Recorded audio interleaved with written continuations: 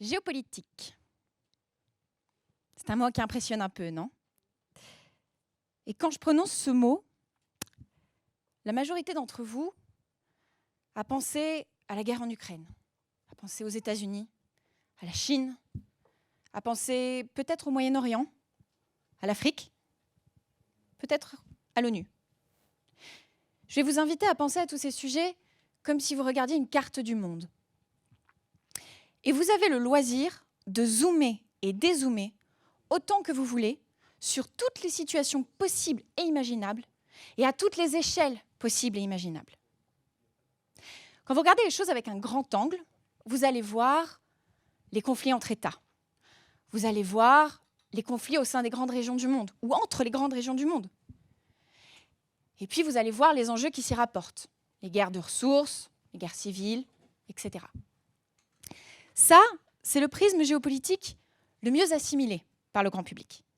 Mais il en existe un autre.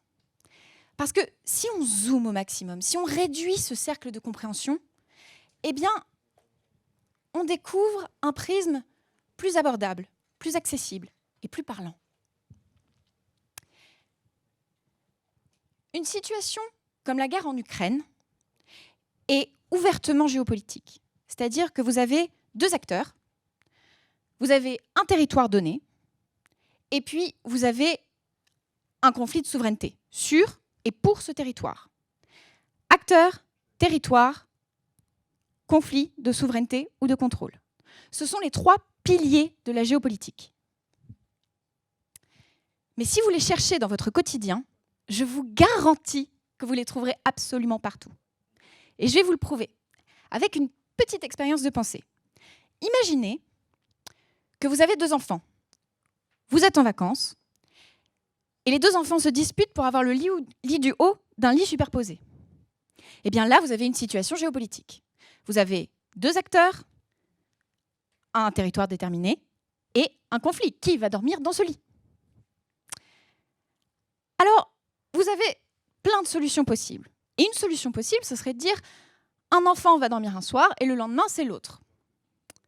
Eh bien, si vous faites ça, vous faites la même chose que ce qu'a fait la France et l'Espagne sur l'île aux faisans, qui est à la frontière pyrénéenne. 6 mois de l'année, elle appartient à la France, 6 mois de l'année, elle appartient à l'Espagne. L'intérêt de changer de prisme quand on parle de géopolitique et de changer ses échelles, de réduire ses cercles, c'est que ça nous permet de trouver des solutions et d'appliquer des solutions improbables à d'autres situations dont les enjeux sont peut-être plus importants.